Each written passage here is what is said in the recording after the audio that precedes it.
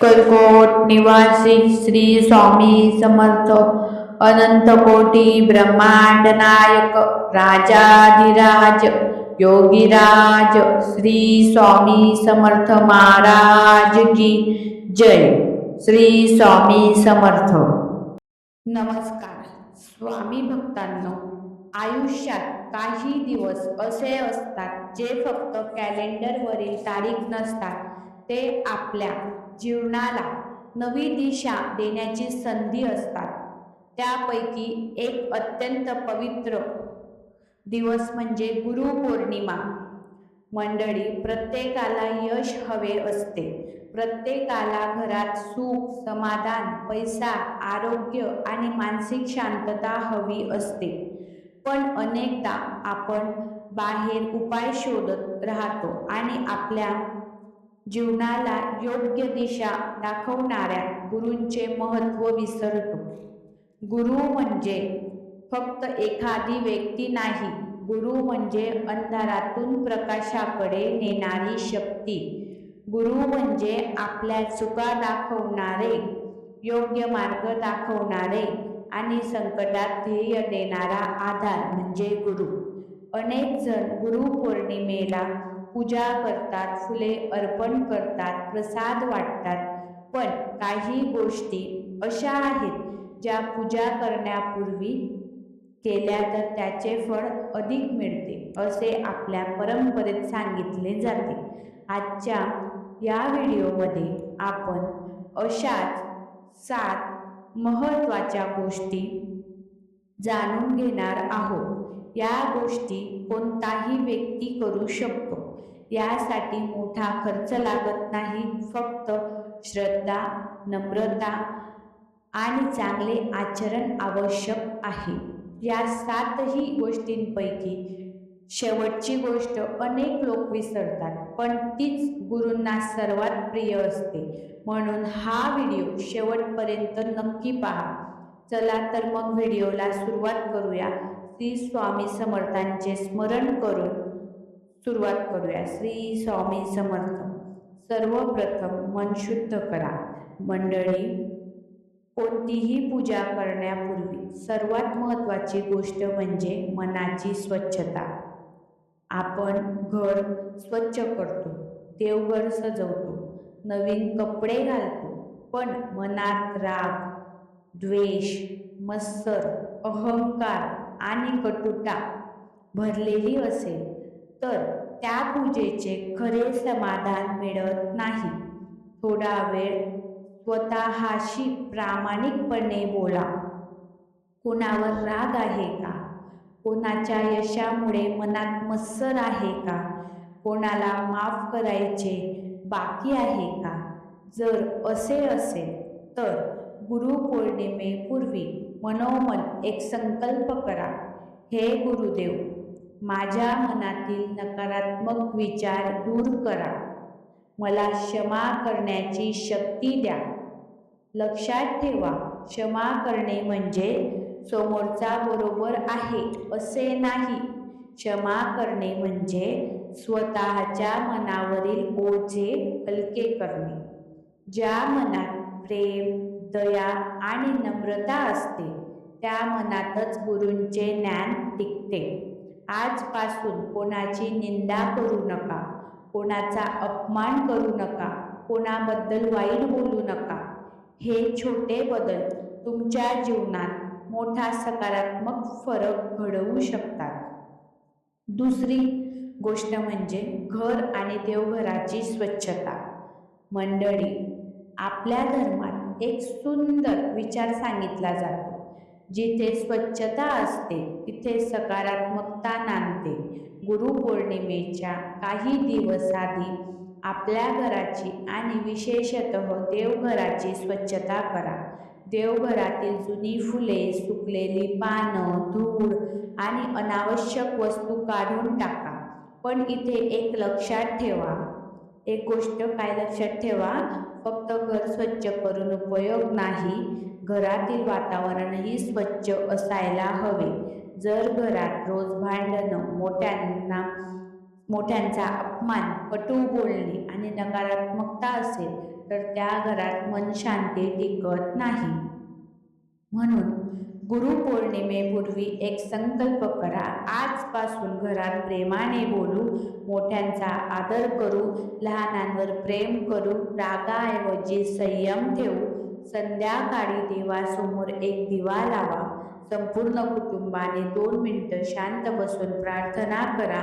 या छोट्या सवयी आपल्या घरातील वातावरण बदलण्यास मदत करू शकतात. तिसरी गोष्ट म्हणजे गुरूंचे नामस्मरण करा. मंडळी, जीवनात कितीही अडचणी आल्या तरी मनाला स्थिर ठेवण्याची शक्ती नामस्मरणातून मिळते. दररोज सकाळी किंवा संध्याकाळी शांतपणे बसा, डोळे मिटा आणि श्रद्धेने जप करा. श्री स्वामी समर्थ हा मंत्र 11, 21 किंवा 108 वेळा म्हणू शकता. नामस्मरण करताना घाई करू नका. प्रत्येक शब्द मनापासून उच्चारा. नामस्मरण म्हणजे फक्त शब्दांची पुनरावृत्ती नाही, तो आपल्या मनाचा प्रवास आहे. जेव्हा मन अस्वस्थ असेल, भीती वाटत असेल किंवा कोणताही मार्ग दिसत नसेल, तेव्हा काही क्षण शांत बसून स्वामींचे नामस्मरण करा. अनेक भक्त सांगतात की नामस्मरणामुळे त्यांना मानसिक शांतता, ध्येय आणि सकारात्मक जे विचार आहेत ते मिळाले. श्रद्धा आणि सातत्य यांना सर्वाधिक महत्त्व आहे. गरजूंना मदतीचा हात द्या. मंडळी, गुरुपौर्णिमा म्हणजे केवळ पूजा, हार, फुले आणि प्रसाद नाही. गुरूंनी नेहमीच शिकवले आहे की मानव सेवा हीच ईश्वर सेवा आहे. आपण जे कर्म करतो, जे काही करतो ते आपल्याच कर्मात जाणार आहे. तुमच्या आसपास एखाद्या गरजू असेल, एखादा वृद्ध, एखादा भुकेलं मूल, एखादं कुटुंब अडचणीत असेल तर आपल्या क्षमतेनुसार त्यांना मदत करा. मदत मोठीच असावी असे नाही. एखाद्या भुकेल्या व्यक्तीला जेवण देणे, तहानल्या व्यक्तीला पाणी देणे, गरजू असलेल्या विद्यार्थ्याला पुस्तक देणे, वृद्ध व्यक्तीला रस्ता ओलांडण्यास मदत करणे हेही मोठे पुण्य आहे. लक्षात ठेवा, आपण जे चांगले कर्म करतो त्याचे फळ कधी ना कधी नक्की मिळते. गुरुपौर्णिमेपूर्वी एक चांगलं कर्म करण्याचा संकल्प करा. 5वी गोष्ट, गुरूंच्या शिकवणीचे पालन करा. मंडळी, आपण अनेकदा गुरूंना नमस्कार करतो, पण त्यांच्या शिकवणीचे पालन करायला विसरतो. खरे गुरु कधीही अंधश्रद्धा शिकवत नाहीत. ते सत्य, प्रामाणिकपणा, संयम, प्रेम आणि सेवाभाव शिकवतात. स्वतःला एक प्रश्न विचारा, मी खोटे बोलतोय का? मी खोटे बोलते का? मी कोणाला दुखावतोय का? मी कोणाला दुखवते का? मी माझ्या आई वडिलांचा आदर करतोय का? मी माझ्या आई वडिलांचा आदर करते का? मी माझे काम प्रामाणिकपणे करतोय का? किंवा महिला असेल तर मी माझे काम प्रामाणिकपणे करते का? जर उत्तर नाही असेल तर गुरुपौर्णिमेपासून स्वतःमध्ये बदल करण्याचा संकल्प करा. लक्षात ठेवा, पूजा एका दिवसाची असते, पण चांगले आचरण आयुष्यभराचे असते. एका गावात एक गरीब तरुण राहत होता. त्याच्याकडे पैसे नव्हते, मोठे घर नव्हते, कोणतीही ओळख नव्हती, पण त्याच्याकडे एक गोष्ट होती, ती म्हणजे आपल्या गुरूंवरील अढळ श्रद्धा. दरवर्षी गुरुपौर्णिमेला तो आपल्या गुरूंकडे जायचा. एकदा त्यांच्याकडे अर्पण करण्यासाठी काहीच नव्हते त्या मुलाकडे. तो खूप दुःखी झाला. गुरूंनी त्याला जवळ बोलावलं आणि विचारलं, का रे, एवढा उदास का आहेस? तो म्हणाला, गुरुदेव, माझ्याकडे तुम्हाला देण्यासाठी काहीच नाही. गुरु हसले आणि म्हणाले, तुझी श्रद्धा, तुझा प्रामाणिकपणा आणि तुझे चांगले कर्म हीच माझ्यासाठी सर्वात मोठी भेट आहे. त्या दिवसापासून त्या तरुणाचे आयुष्य बदलले. कारण त्याला समजले गुरूंना वस्तू नको असतात, त्यांना शुद्ध मन हवे असते. गरजूंना दान आणि सेवा करा. मंडळी, आपल्या धर्मात दानाला खूप मोठं स्थान दिलं आहे. पण दान म्हणजे फक्त पैशाने दान नव्हे. एखादा भुकेला व्यक्ती असेल त्याला अन्न देणे, तहानलेला व्यक्ती असेल त्याला पाणी देणे, जसं गरजू व्यक्ती असेल त्याला पुस्तक देणे, अशा काही गोष्टी आपण केल्या पाहिजे. सातवा आहे गुरूंप्रती कृतज्ञता व्यक्त करणं. मंडळी, गुरूंप्रती म्हणजे गुरूंप्रती जे आहे ते कृतज्ञता व्यक्त करा. या 7ही गोष्टींपैकी ही सर्वात महत्त्वाची गोष्ट आहे. आज आपण जिथे आहोत, जे काही शिकलो आहोत, त्यामागे कोणाचा ना कोणाचा हात नक्कीच आहे.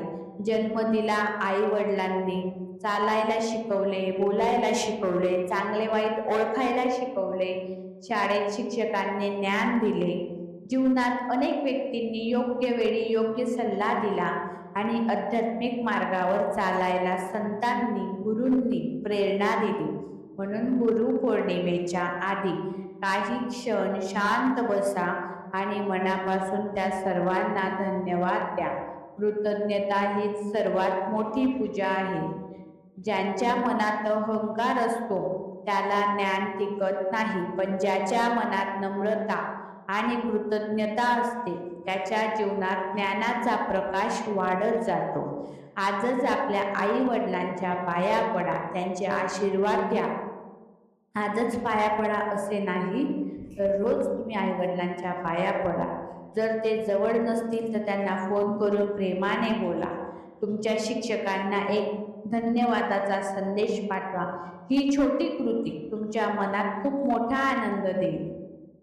एका गावात एक तरुण राहत होता. तो रोज मंदिरात जाऊन देवाकडे प्रार्थना करायचा. हे देवा, मला यश दे, पैसा दे, सुख दे. वर्षानुवर्ष तो तीच प्रार्थना करत राहिला. एक दिवस गावात एक वृद्ध संत आले. त्या तरुणाने त्यांनाही तोच प्रश्न विचारला, मी इतकी पूजा करतो तरी माझ्या आयुष्यात बदल का होत नाही? संत हसले आणि म्हणाले, बाळा, तू रोज देवाकडे मागतोयस, पण देवाने तुला जे दिलं आहे त्याबद्दल कधी धन्यवाद दिला आहेस का? तो तरुण शांत झाला. त्या दिवसापासून त्याने मागणे कमी केले आणि कृतज्ञता व्यक्त करायला सुरुवात केली. हळूहळू त्याचा स्वभाव बदलला. लोक त्याच्यावर प्रेम करू लागले, त्याला नवी संधी मिळू लागल्या आणि त्याला समजले खरा आशीर्वाद बाहेर नसतो, तो आपल्या विचारांमध्ये असतो. मंडळी, गुरुपौर्णिमा म्हणजे फक्त पूजा, फुलं आणि प्रसाद नाही. गुरुपौर्णिमा म्हणजे मन शुद्ध करणे, चांगले विचार स्वीकारणे, मोठ्यांचा आदर करणे, गरजूंना मदत करणे आणि आपल्या जीवनात गुरूंची शिकवण जपणे. जर या 7 गोष्टी आपण मनापासून केल्या तर आपल्या जीवनात सकारात्मक बदल घडू शकतात. श्रद्धा, संयम आणि सत्कर्म यांचा मार्ग कधीही वाया जात नाही. जर तुम्ही हा व्हिडिओ इथपर्यंत पाहिला असेल तर कमेंटमध्ये फक्त एकच शब्द लिहा, श्री स्वामी समर्थ. मला समजेल की तुम्ही हा संदेश पूर्ण श्रद्धेने ऐकला आहे. हा व्हिडिओ तुमच्या कुटुंबियांना, मित्रांना आणि प्रत्येक स्वामी भक्तांपर्यंत नक्की शेअर करा, जेणेकरून गुरुपौर्णिमेपूर्वी अधिकाधिक लोकांना या 7 महत्त्वाच्या गोष्टी समजतील. अशाच ओरिजिनल, भक्तिमय आणि प्रेरणादायी व्हिडिओसाठी आपल्या स्वामी कृपा चॅनलला सबस्क्राईब करा. व्हिडिओवर नवीन असाल तर सबस्क्राईब करा, बेल आयकॉनला दाबायला विसरू नका, व्हिडिओला लाईक करा. शेवटी एकच प्रार्थना, हे श्री स्वामी समर्थ. हा व्हिडिओ पाहणाऱ्या तुमच्या प्रत्येक भक्ताच्या जीवनात सुख, समाधान, आरोग्य, सद्बुद्धी द्या. त्यांच्या सर्व अडचणींवर मात करण्याची त्यांना शक्ती द्या. तुमची कृपा त्यांच्यावर, कुटुंबावर सदैव राहो. अनंत कोटी ब्रह्मांड नायक राजाधिराज योगीराज परब्रह्म श्री सच्चिदानंद सद्गुरु श्री स्वामी समर्थ महाराज की जय. श्री स्वामी समर्थ. धन्यवाद.